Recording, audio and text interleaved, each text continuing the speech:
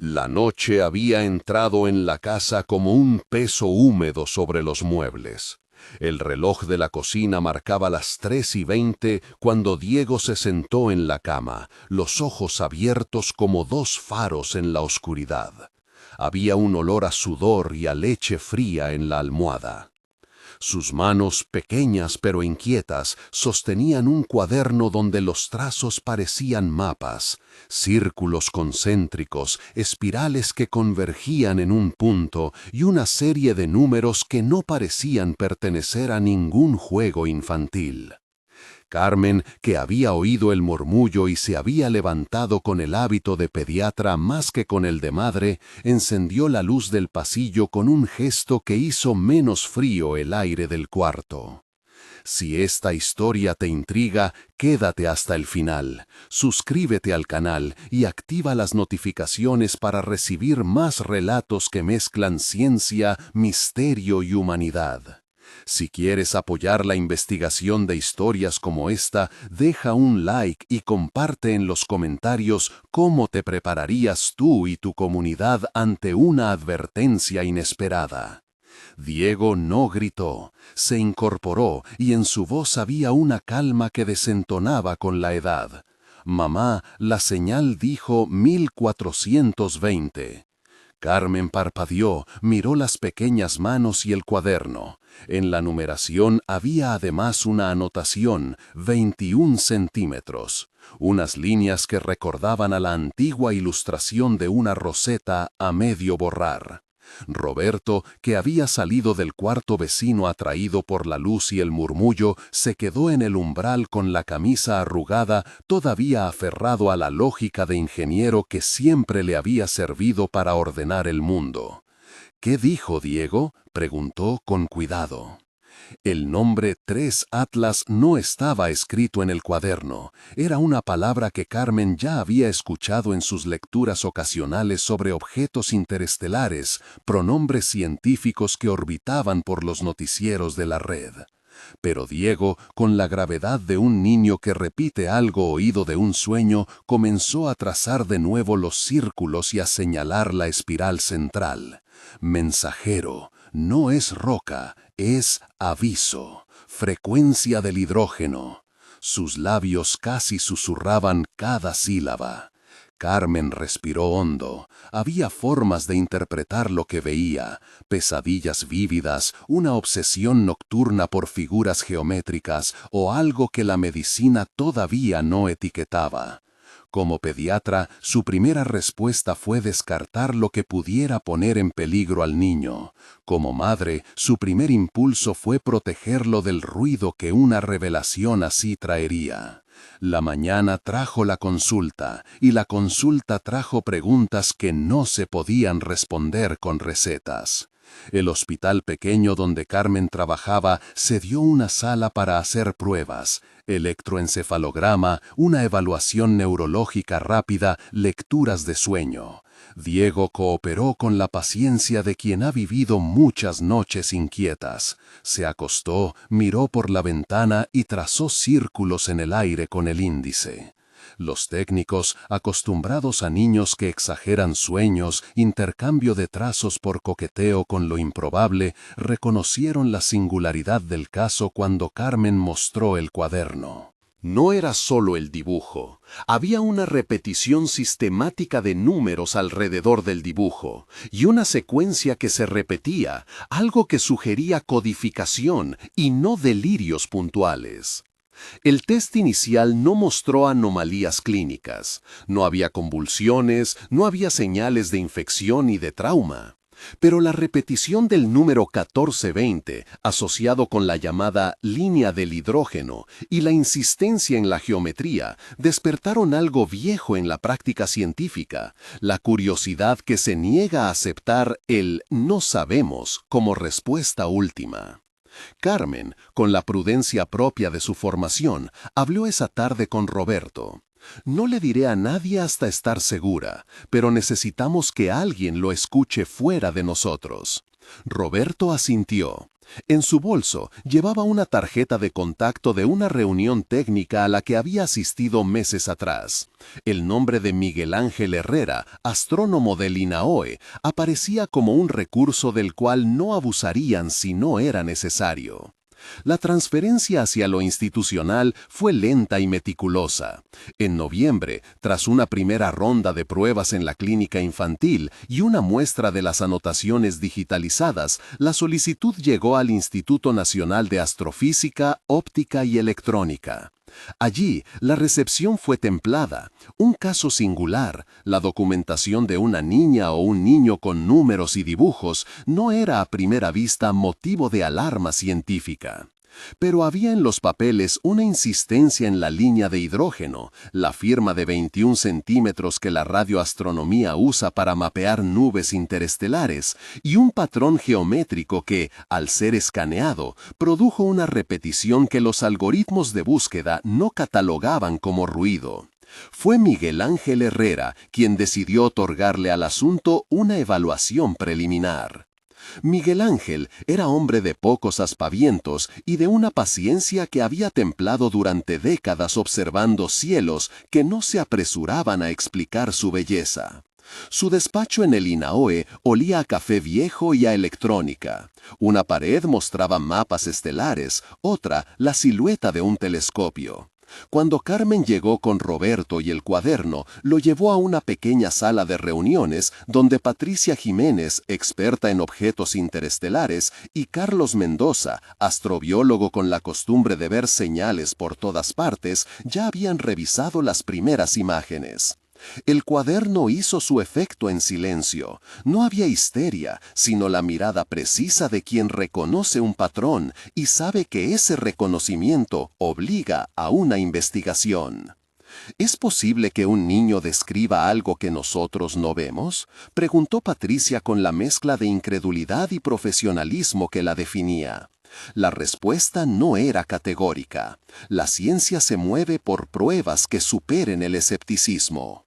De modo que lo que se organizó fue un plan de verificación escalonado. Primero, comparar los trazos del cuaderno con bases de datos conocidas de señales. Segundo, usar observatorios locales para buscar emisiones en la banda alrededor de 1420 MHz.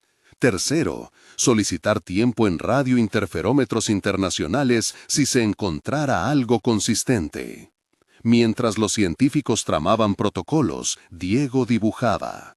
Sus círculos se volvieron mapas con claves que solo él parecía reconocer. Había, en sus dibujos, motivos que recordaban a estructuras biológicas, ramas que partían de un eje central, y a estructuras mecánicas, anillos concéntricos con marcas equidistantes. Al verlo, Carmen sentía un nudo entre la profesión y la reverencia.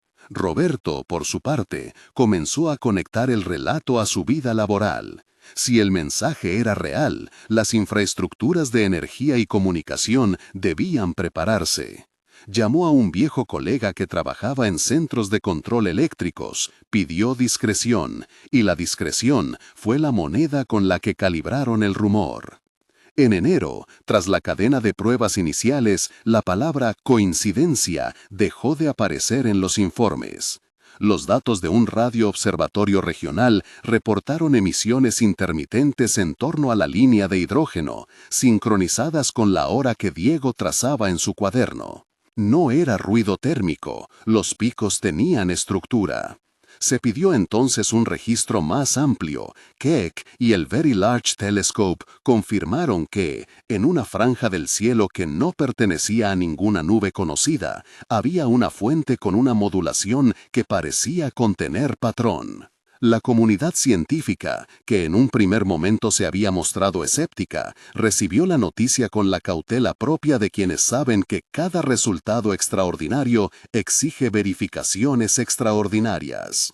En marzo, la solicitud para el tiempo de observación en el telescopio espacial James Webb, una operación diplomática entre agencias, se resolvió con la delicadeza de un proceso burocrático que también reconoce la urgencia. NASA, consultada por canales oficiales y por la Red de Colaboración Científica Internacional, autorizó un conjunto limitado de observaciones. El nombre 3 Talas, que al principio había sido un murmullo en foros especializados, se volvió una etiqueta operativa, un catálogo emergente de fuentes interestelares con características poco convencionales. Que Diego, con 5 años, hubiera nombrado la línea de hidrógeno y una referencia numérica que coincidía con la nomenclatura usada por los equipos no era trivial, era la chispa que encendió la inspección global. Entre las reuniones técnicas y las noches de observación surgió un coro de voces que debían conciliar la minuciosa prudencia de los astrónomos, la urgencia práctica de ingenieros eléctricos, la sensibilidad de psicólogos infantiles que miraban al niño como un portador de experiencia más que como un fenómeno. La doctora Báez, guía de estilo e instrucciones para síntesis de fala. Diego, entretanto, volvió a sus dibujos y las formas que trazaba se volvieron menos erráticas. A veces, en la noche, murmuraba nombres que los técnicos no entendían, coordenadas que en su lógica infantil parecían casas, frases incompletas que los psicólogos tradujeron como metáforas de advertencia. Cuando la comunidad científica consiguió ensamblar una decodificación parcial del mensaje, no una frase completa, sino fragmentos que sugerían intención, tiempo y una referencia al tipo de perturbación, la sensación colectiva fue de escalofrío y de una responsabilidad que pesaba como hierro.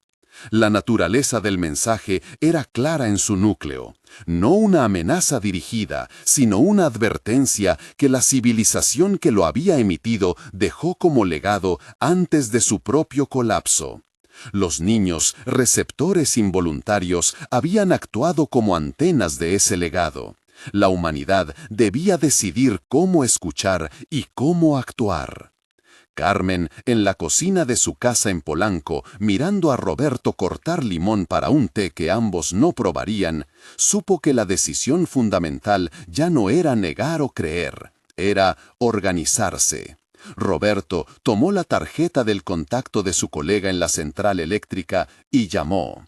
Diego, que había vuelto a su cama, cerró los ojos con una expresión que no era exactamente descanso. Parecía que su sueño continuaba en otro lugar donde el mensajero aún orbitaba y trazaba caminos que solo algunos podían leer. La historia entonces dejó de ser solo de una familia. Se transformó en un ensayo colectivo sobre cómo la ciencia, la política, la comunidad y la ternura se entrelazan cuando lo improbable se vuelve urgente. Y mientras los observatorios se preparaban para apuntar con la precisión de quien busca una aguja en un pájaro cósmico, la pregunta que todo el mundo guardaba para sí misma era simple y humana. Si alguien te advirtiera del peligro y eligiera a un niño para hacerlo, ¿qué responderías tú? La pregunta se quedó flotando en la cocina como un alambre tenso. No había una única respuesta válida. Había, en cambio, una serie de decisiones encadenadas y de riesgos que se retroalimentaban. ¿Decirlo todo y confiar en la razón pública? ¿Actuar en silencio y proteger a los niños que habían servido de puente? ¿Convocar medidas drásticas que salvaran infraestructuras a costa de la molestia colectiva? Carmen puso la taza de té sobre la mesa sin tocarla. El olor a limón persistía en el aire, limpio y punzante, como si quisiera cortar la espesura de inquietud. En la red de observatorios, la discusión era técnica y a la vez moral. La jefa de proyecto, Elena Márquez, repasaba con los suyos las últimas lecturas. Líneas de fuerza que se amplificaban en patrones imposibles de ignorar, correlaciones entre picos de emisión y las horas marcadas por los dibujos de Diego. Elena tenía la cara cansada de quien duerme por turnos y sueña con gráficas. Su voz, en la sala fría de monitores, era la de alguien que intenta que la matemática suene humana. Podemos predecir la ventana con margen de error, pero hay variables que no hemos modelado. Si los niños están sintonizados con algo residual de un evento mayor, no sabemos si ese algo reaccionará a nuestras maniobras. A su lado, un físico jovial llamado Marco trajo como consigna la prudencia. Si actuamos con medidas preventivas, cortes programados, desconexiones selectivas, podemos reducir la incidencia en transformadores y líneas principales. Pero una decisión así afecta hospitales, comunicaciones, industrias enteras. No es un interruptor moral sencillo. Ella asintió, y la sala quedó por un momento en silencio, dominada por la luz azul de las pantallas y por la respiración colectiva de quienes, acostumbrados a interpretar el cosmos, ahora interpretaban la posibilidad de daño sobre la Tierra. Mientras tanto, en la ciudad, los periódicos alternaban titulares de sensatez con columnas de escepticismo. Un locutor de radio anunciaba entrevistas con supuestos denunciantes que aseguraban que todo era un montaje. Una mujer en el supermercado exigía responsabilidades y pedía la cabeza de los científicos. En un foro en línea, personas compartían dibujos de niños que, sin relación aparente, habían trazado las mismas curvas que Diego. Esos hallazgos, más que tranquilizar, alarmaban, multiplicaban la pregunta por la procedencia del legado que había sido dejado como advertencia. Carmen y Roberto vivían la tensión en dos frentes, el profesional y el íntimo. Roberto, con su tarjeta del contacto todavía en el bolsillo, asistía a reuniones donde se discutía la logística de cortes periódicos de energías en la fecha prevista. Luis, el ingeniero de la central al otro lado de la línea, repetía protocolos. Podemos aislar líneas secundarias, acelerar la rotación de transformadores, movilizar brigadas de reparación. Pero debemos avisar al menos, a los servicios esenciales y coordinar con la red nacional. Hay que pesar costos y beneficios. Roberto entendía la cuenta fría, menos daños potenciales frente a trastornos masivos.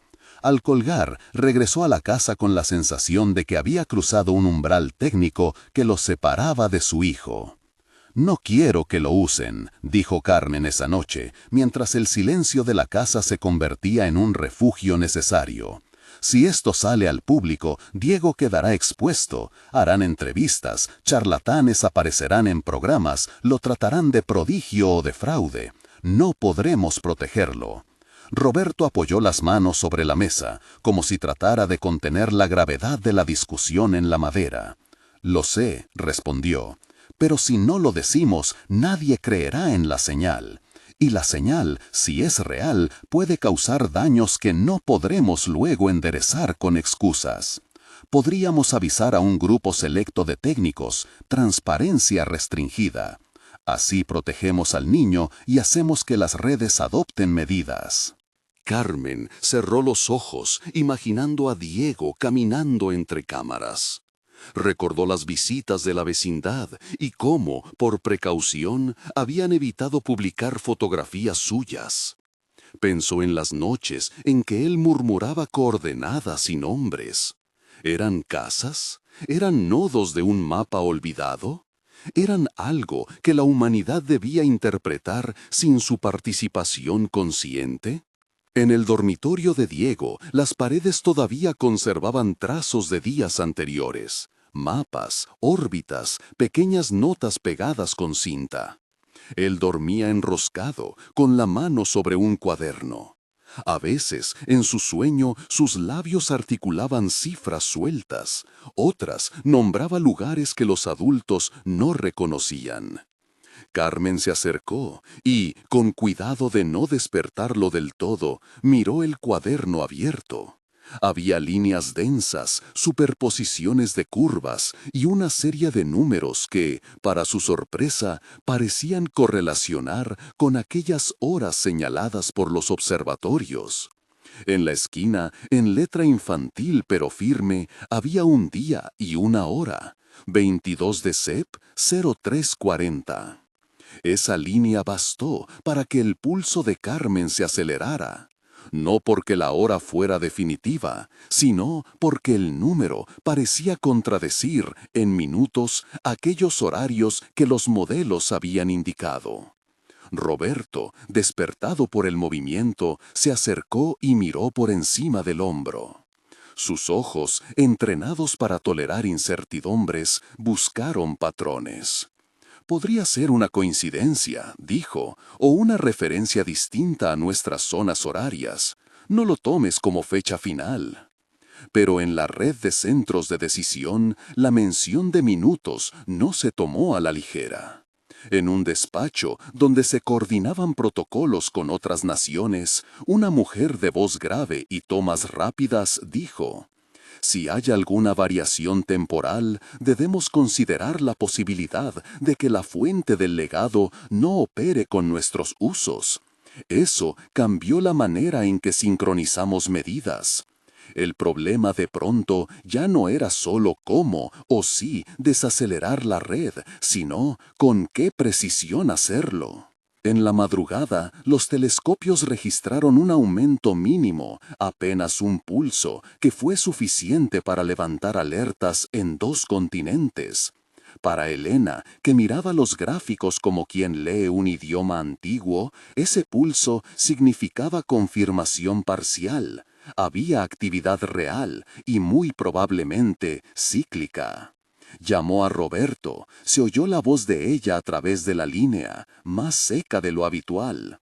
Necesitamos un ensayo general, no para causar pánico, sino para ensayar respuestas.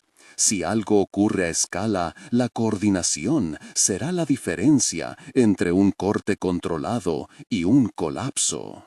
Roberto pensó en las brigadas, en los protocolos que podrían salvar vidas, en los transformadores que podían resistir o no. Pensó en Carmen y en Diego, en la casa de Polanco que de repente se parecía a la cápsula frágil de algo que debía protegerse a toda costa. De día, las plazas de la ciudad seguían su ritmo, ignorando del ajuste fino que se estaba haciendo en salas cerradas y en cafeterías de científicos. Por la tarde, sin embargo, un fenómeno menor empezó a llamar la atención, un resplandor inusual en latitudes que no suelen mostrar auroras. No era la aurora vasta y solemne de las grandes tormentas solares, sino una bandada de luces que se deslizaban sin ruido en el firmamento. Algunos lo llamaron milagro, otros señal. Los niños miraban con la boca abierta, como si reconocieran algo ancestral. Diego, que salió a la calle con su cuaderno, apuntó la dirección del fenómeno y volvió con los ojos brillando de una mezcla de temor y certeza. Esa noche, Carmen soñó con una figura que orbitaba y dejaba mensajes en papel que luego los niños recogían. No era un sueño cómodo. Al despertar, supo que la decisión que tomarían en los próximos días tendría consecuencias que se medirían en transformadores, en entrevistas y en la infancia de su hijo. Roberto, mirando el cielo desde la azotea, sintió, por primera vez en su carrera, la presión de una responsabilidad que no cabía en las normas y que exigía una especie de ética improvisada. El reloj marcaba semanas que se comprimían en horas. La agenda se llenó de llamadas, de exigencias de confidencialidad, de peticiones de pruebas adicionales. Y en medio de todo ello, Diego volvió a dibujar.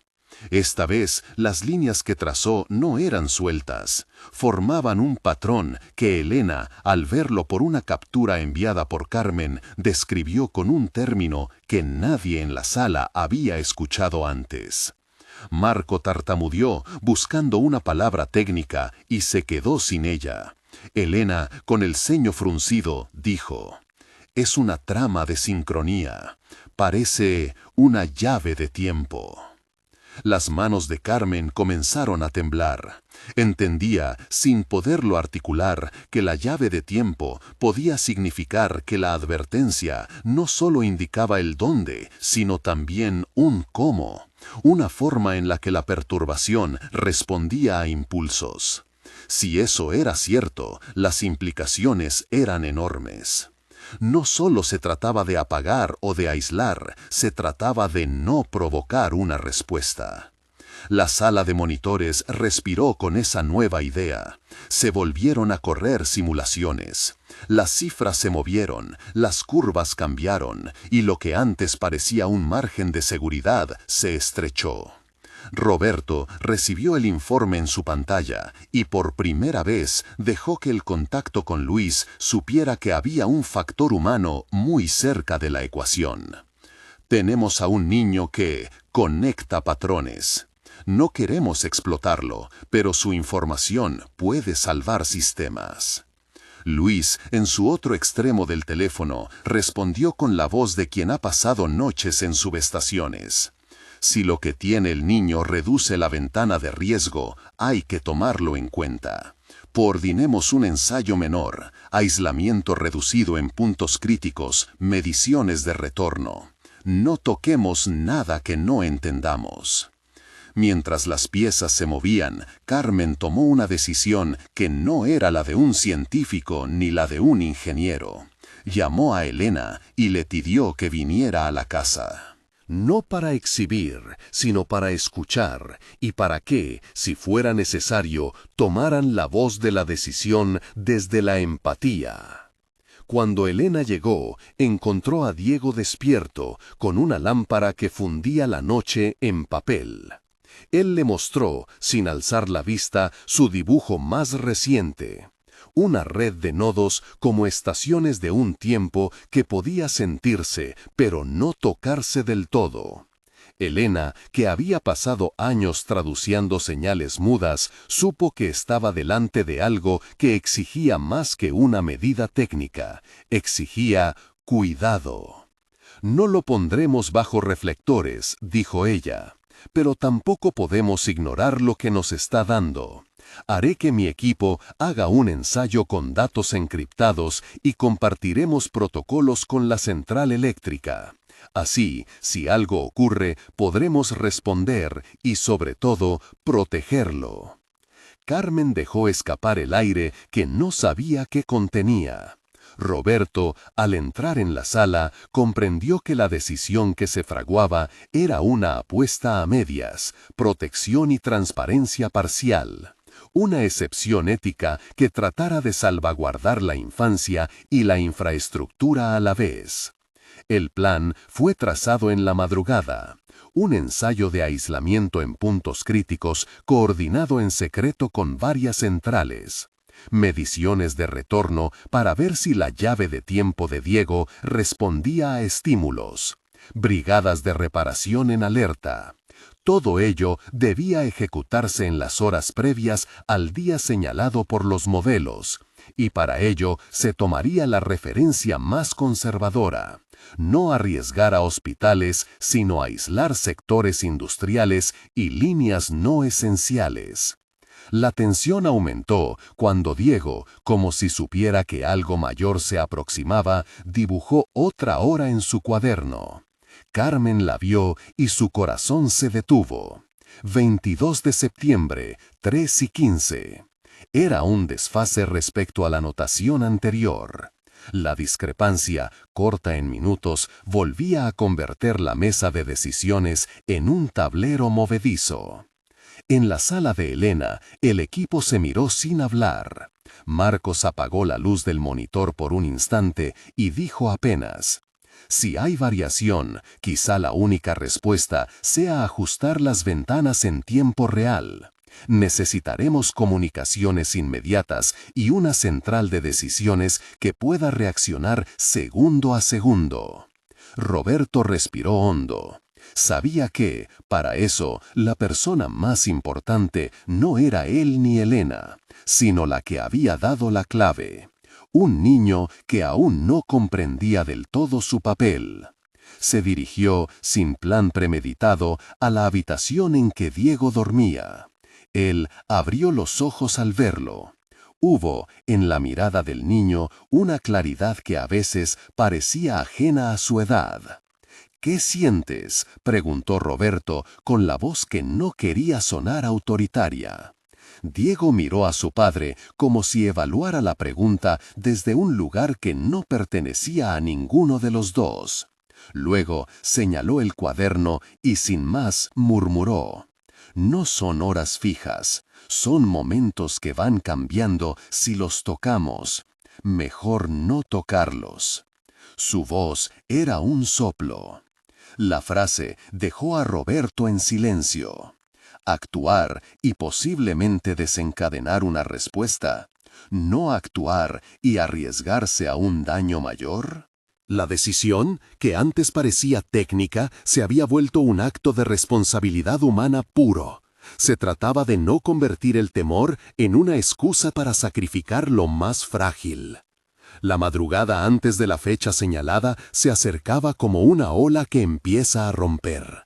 Las brigadas se preparaban, los observatorios afinaban. Carmen y Roberto tomaron la resolución de mantener a Diego fuera del ojo público, pero de permitir que su intuición guiara, con cuidado, un protocolo estrictamente técnico. Si había que tocar algo, se tocaría con toda la cautela del mundo. En la sala de Elena, las pantallas mostraban un mapa de líneas y tiempos. Un reloj digital marcó las horas que se redujeron hasta minutos. El equipo estaba dispuesto. Afuera, la ciudad dormía con la apariencia de siempre, pero en las casas los niños miraban las estrellas con un interés diferente.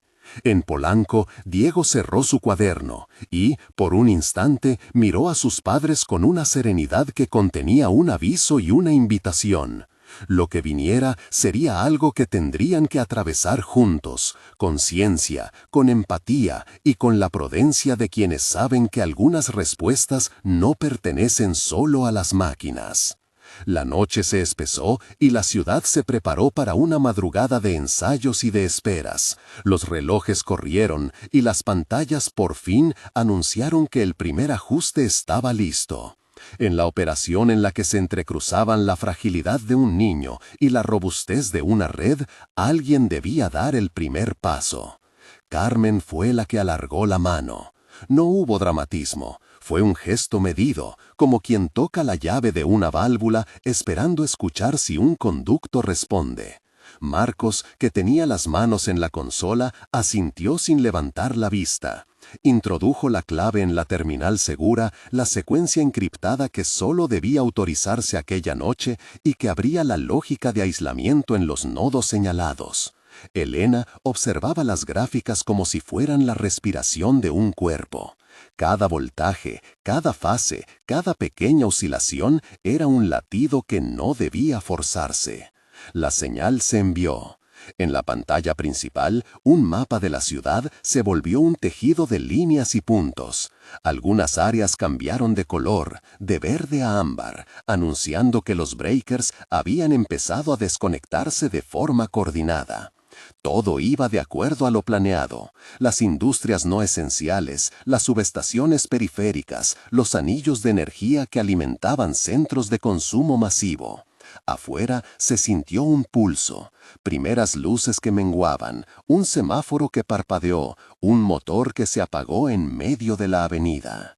Diego se despertó de golpe. No fue un llanto, no exactamente, fue un sobresalto que lo puso en pie antes de que sus padres pudieran alcanzarlo. En la penumbra de su cuarto sostenía el cuaderno contra el pecho, los trazos aún húmedos de la última hora.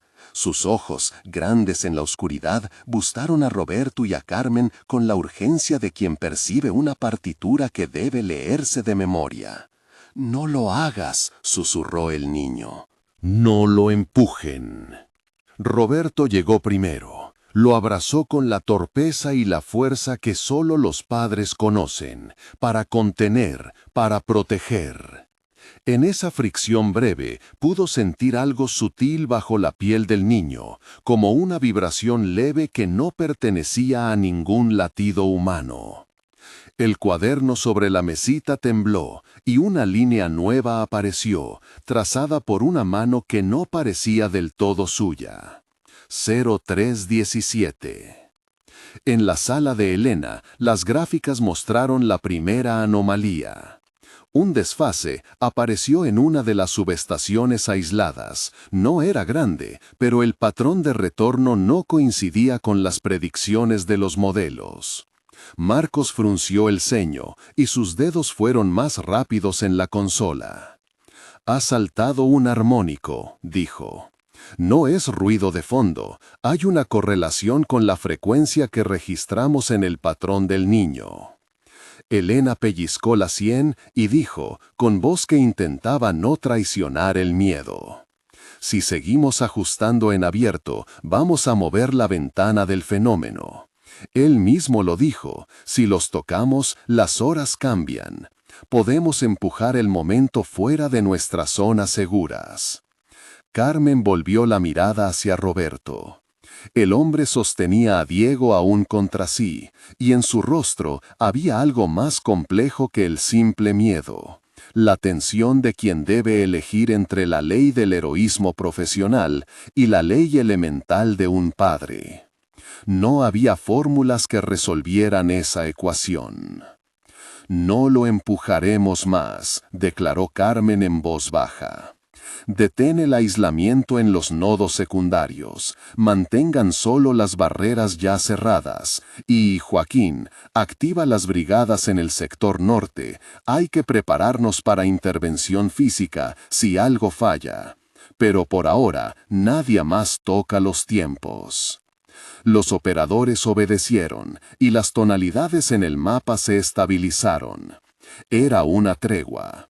Sin embargo, el zumbido en la piel del niño se intensificó, como una pequeña campana afinándose por dentro. Diego, con la cabeza apoyada en el pecho de su padre, murmuró palabras inconexas. Roberto, que no tenía experiencia para interpretar más que el idioma elemental de la paternidad, trató de traducir el pánico a acciones concretas: mantenerse cerca, cubrir, sostener. La tranquilidad fue breve. A 3 kilómetros, la cámara de una planta de manufactura mostró una chispa interna. No era el centro médico que habían protegido, era una industria química con procesos continuos que no toleraban cambios imprevistos. Un transformador, sometido a la variación de fase que habían provocado sin querer, cedió. Hubo un brillo, después humo. La alarma de la planta se filtró por los canales encriptados de la coordinación y llegó a la sala como una rémora del error, una llamada de atención que decía que la red, aun siendo flexible, tenía puntos que no aceptan improvisaciones. «Tienen que cerrar las válvulas de seguridad», ordenó Marcos. «La planta está en una fase que no tolera microvariaciones. Si se descontrola el flujo químico, tendremos incendios, y eso sí será incontrolable». Carmen lanzó la orden, y casi al mismo tiempo, Roberto sintió que la vibración dentro de Diego se volvía dolorosa. El niño apretó los dedos alrededor del cuaderno y dejó escapar un gemido que partía del pecho. Roberto lo sostuvo más fuerte, con la sensación de que una tensión eléctrica atravesaba su propio cuerpo. Marcos estaba ya en la línea con la brigada, equipamientos en ruta, camiones con espuma, técnicos que conocían la planta porque habían trabajado en ella alguna vez. 15 minutos. Los minutos eran una eternidad. Elena comenzó a recalcular las probabilidades y, en la pantalla, las cifras volaron en una calculadora automática. La nueva ventana que emergía del algoritmo marcó 0319. La hora en el cuaderno de Diego cambió mientras Roberto miraba. La tinta quedaba ahora en un 0319. No hubo mano visible. La pluma había permanecido sobre la mesa, intacta. El niño, con los ojos cerrados, repitió, casi sin aire: «No son horas fijas, son como agua. Si metes la mano, las corrientes cambian». Carmen se acercó y se agachó hasta quedar a altura del niño. Le tomó la mano con la suavidad de quien pide permiso en vez de exigirlo. «Diego», dijo ella con voz baja, «necesitamos ayudarte. No queremos que esto te haga daño». El niño abrió los ojos. En ellos no había solo miedo. Había una lucidez que parecía desgastada por el esfuerzo de sostener aquello que no debía sostener. Por un segundo, pareció encontrar en Carmen una figura de control que podía ser fiable. Asintió, pero no pronunció la palabra que ella esperaba. En su lugar, dijo: «No toquen, hagan sombras, dejen que el cambio encuentre su cauce». Elena, que había seguido la conversación en silencio técnico, entendió la metáfora con la nitidez brutal de un operador. Sombras, es decir, buffers, amortiguadores, capas de separación que minimizan el impacto en los puntos críticos. No era una solución elegante, pero podía funcionar. Cortar flujos, aislar por capas, añadir latencia. Todo para que la corriente que atravesaba lo que fuera que Diego percibía no se transformara en un pulso dañino. Sin embargo, para construir sombras se necesitaban recursos y tiempo. Mientras tanto, los brigadistas llegaban a la planta. Las imágenes de la cámara mostraron humo disipándose en la noche. Técnicos con cascos coordinaban el cierre de válvulas. Una lámpara a lo lejos dibujó siluetas humanas moviéndose contra la columna de humo.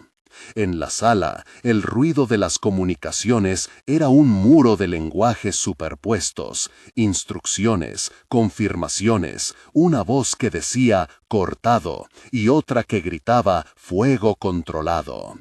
Poco a poco, la acción física empezó a domar la pequeña explosión. El zumbido en el cuerpo de Diego se atenuó. No desapareció, pero cedió de intensidad, como si la sombra que habían decidido construir empezaba a amortiguar el fenómeno. Roberto soltó un suspiro que no se permitió hasta ese momento. No era alivio total, era alivio provisional, el que se obtiene cuando una crisis deja de ser inminente para convertirse en una operación en curso. Carmen miró a los técnicos en las pantallas, luego a Elena, luego a Diego y a Roberto. Tomó la decisión que no estaba en los protocolos. Moverían al niño a un lugar más seguro, un espacio construido como una isla dentro de la ciudad eléctrica. No sería un laboratorio, ni una sala de hospital. Sería un cuarto con blindajes electromagnéticos, con muros que disiparan fluctuaciones y ventanas que aislaran de corrientes parásitas. Tendrían que improvisar, y para ello necesitaban la red de contactos que había construido en años de trabajo. «Roberto», dijo Carmen, «te pido que confíes en nosotros. Lo moveremos con discreción. Lo haremos como dijeron, sombras, no toques». El padre asintió, con los ojos enrojecidos, y dejó que la mujer que había tomado la iniciativa aquella noche lo guiara. Diego se dejó envolver por su abrigo, manos pequeñas que se agarraban a la tela. Cuando salieron de la habitación, Roberto miró por última vez el cuaderno que había quedado en la mesita. No se atrevió a tocarlo. La ciudad, al otro lado de las ventanas, respiraba con la calma tensa de quien ha sobrevivido a una tormenta cercana. Los relojes seguían moviéndose, las pantallas en la sala registraban la secuencia de respuestas, las pequeñas correcciones en tiempo real que mantenían la infraestructura en pie. Ninguno de los presentes se sintió vencedor. Habían ganado tiempo, y el tiempo era ahora un recurso que tenían que administrar con prudencia. Mientras los vehículos escoltados se preparaban para salir en la oscuridad, Elena revisó por última vez los parámetros. En la gráfica principal, la señal que correspondía al registro del niño había cambiado su morfología. Ahora mostraba una interferencia que no habían visto antes, algo parecido a una firma. Era tan real como inquietante. Elena guardó esa imagen en su memoria con la sensación de que lo que habían enfrentado era apenas la primera ola. Lo que seguía podría ser mayor o, si se equivocaban, podría ser definitivo. Carmen encendió la radio de la coordinación y dijo con voz precisa: «Nos vamos, mantengan los perímetros y sigan con las sombras. Nadie más toca los tiempos. Primero lo salvamos a él, después contamos lo que pasó». Las pantallas parpadearon una última vez y, como una exhalación, la ciudad respondió con un murmullo. En la noche, debajo del humo que comenzaba a disiparse, un convoy se perdió entre las avenidas. Dentro de uno de los coches, Diego miró por la ventanilla y vio cómo las estrellas se reflejaban en charcos de la calzada. Sujetó la mano de Roberto y, sin decir palabra, dejó que la noche lo llevara. La operación había evitado lo peor. También había confirmado algo que todos intuían y ninguno sabía nombrar. Aquello que tocaba las horas no era solo un misterio técnico, era una presencia que exigía respeto. Entre la prudencia y la ciencia se abría ahora un camino que requeriría paciencia y, sobre todo, protección. El convoy avanzó con la ciudad aún adormecida y la promesa de una madrugada larga por delante. En la sala de Elena quedaron las luces encendidas, las pantallas consumiendo energía, los operadores que revisaban cada bit de información como quien cuida brasas. Afuera, la ciudad despertaría en unas horas con historias diferentes. Algunas personas no notarían que sus noches habían sido tocadas, otras tendrían que recomponer el silencio.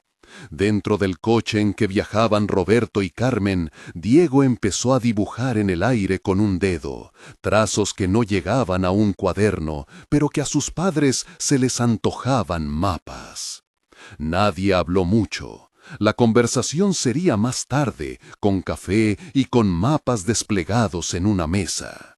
Ahora primaba el silencio protectivo, un silencio de sombras que habían fabricado para contener una luz que aún no sabían nombrar. El amanecer estaba cerca, pálido y exigente. Tenían que decidir hacia dónde ir, hacia la visibilidad para explicar la verdad a quienes debían saberla, o hacia la discreción para seguir construyendo sombras hasta entender la naturaleza de aquello que altera las horas. Carmen apretó la mano de Roberto una sola vez, como acuerdo y como súplica muda. Afuera, la ciudad empezó a respirar en otra cadencia.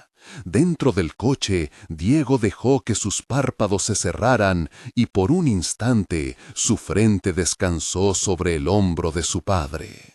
La promesa de protegerlo era ahora una operación que dependía de gente suficiente para hacer sombra y de un corazón de familia que no se apartaría.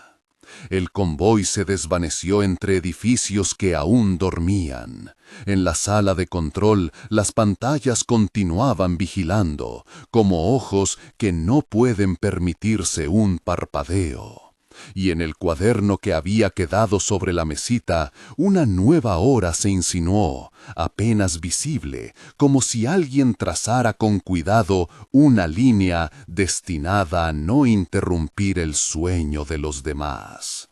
La noche había mostrado su poder y la ciudad había sobrevivido. El problema, sin embargo, persistía. Las horas cambiaban si las tocaban. Había que aprender con urgencia a no tocarlas.